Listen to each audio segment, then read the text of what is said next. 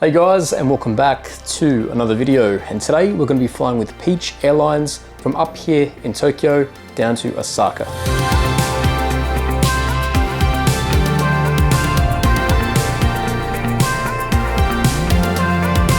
Yeah, looking forward to the flight. They're a bit of a budget option, and if you would have seen my last video, we flew with Jetstar Japan, so I thought it'd be good flying with them, get a bit of a comparison going on there. It's currently about 7:30 p.m. the night before the flight. I'll open up the window in a sec. I am right opposite the runway. Check this out. We'll open up the window a bit.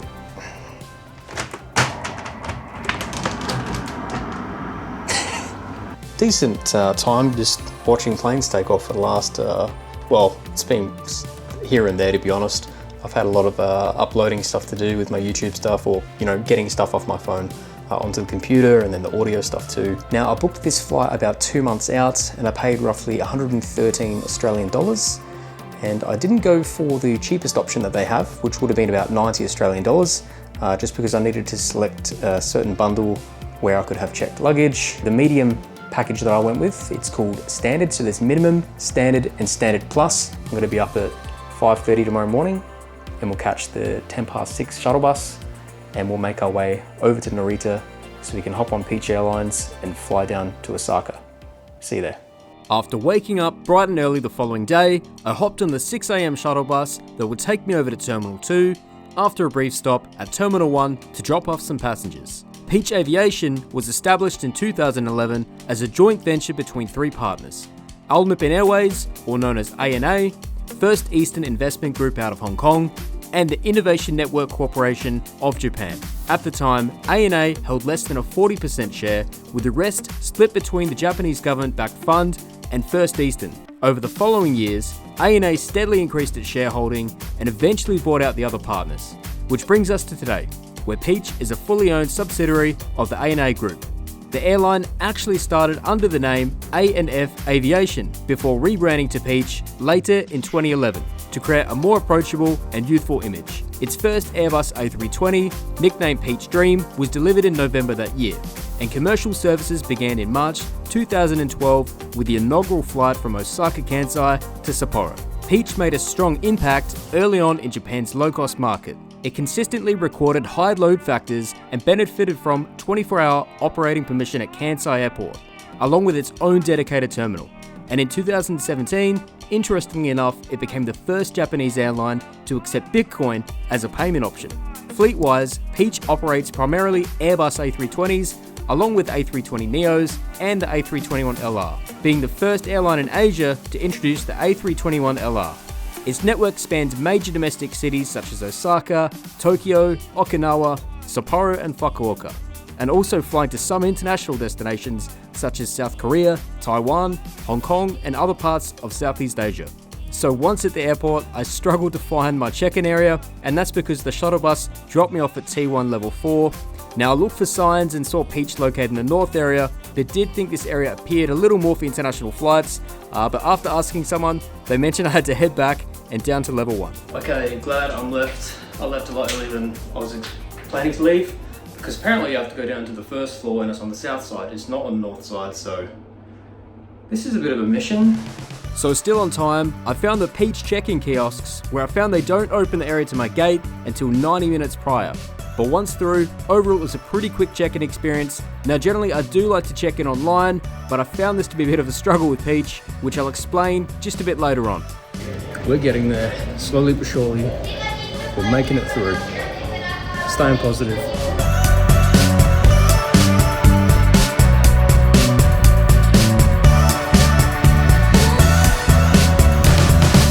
So today, they boarded the elderly first, followed by row 1 and emergency exits. Now after this, they went with window A and F after row 16, and finally all passengers before row 16. Now not long after hopping on board, there was an announcement in the cabin about conflicts arising due to people filming or videoing other passengers and cabin crew without their consent. But it was more so just to be aware of others around you, and not specifically saying don't film. So I think we're all good to go ahead. Now today's aircraft is an A320neo, so definitely a bit nicer and newer than your generic A320.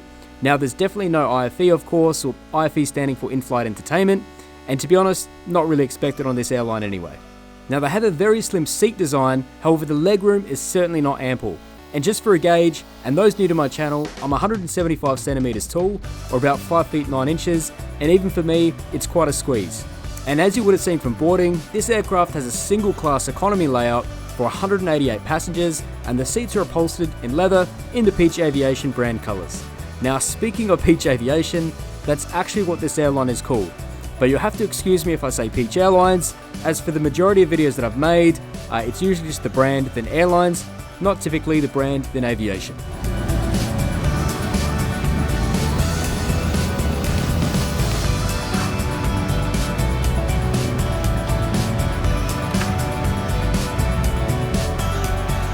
There was also another announcement saying we're expecting turbulence on today's flight, so to just be aware that the lavatories may not be available once airborne.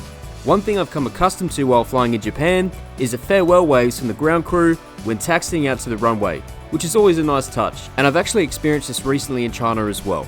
But as it's about time for takeoff, let's enjoy the views as we head south to Osaka.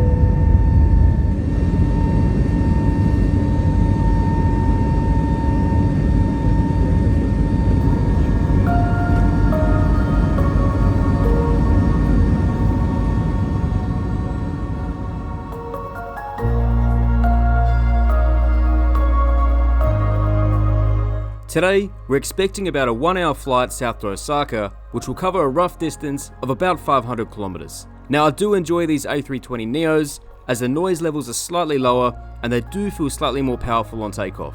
So today we're about 30 minutes behind schedule, so we'll have to see how this goes later in the flight, as things generally run pretty well on time over here in Japan, and flying into a big airport like Osaka Kansai that has departures and arrivals every minute, they'll have to slot us in somewhere, so we'll see how that goes. Generally on this flight, you can also expect a view of Mount Fuji, depending of course on the side of the plane you're on. Now today, I'm definitely on the right side of the plane, but unfortunately due to cloud cover, there's going to be no views of Mount Fuji today.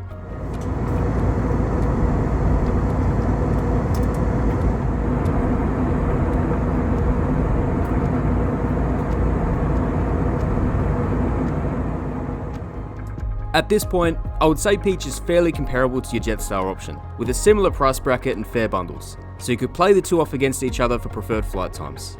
Now cabin crew made an announcement about menu items and to check the seat pockets in front if any passengers would like to make a purchase, but at least for myself today, I'm happy waiting until I get into Osaka.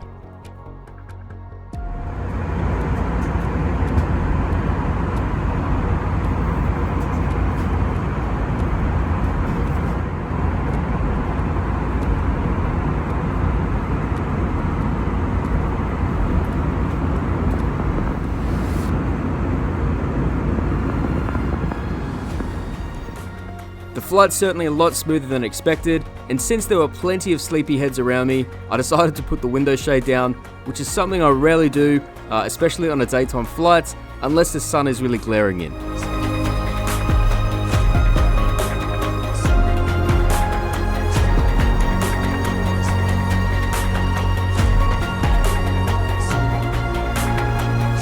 We began our descent 30 minutes into the flight today, but as we departed 30 minutes behind schedule, we're going into a bit of a holding pattern. So as mentioned earlier, things generally run pretty well on time here, and with delays getting off the ground in Tokyo, it's going to bite us coming into Osaka, trying to get a landing slot. But I won't drag this short flight out too much longer, let's speed this part up, touch down on Osaka, hop on the shuttle bus to Terminal 1, and then catch the JR line to Namba Station, where I'll finally make my way to the hotel. And from there, we'll wrap this video up with my final thoughts.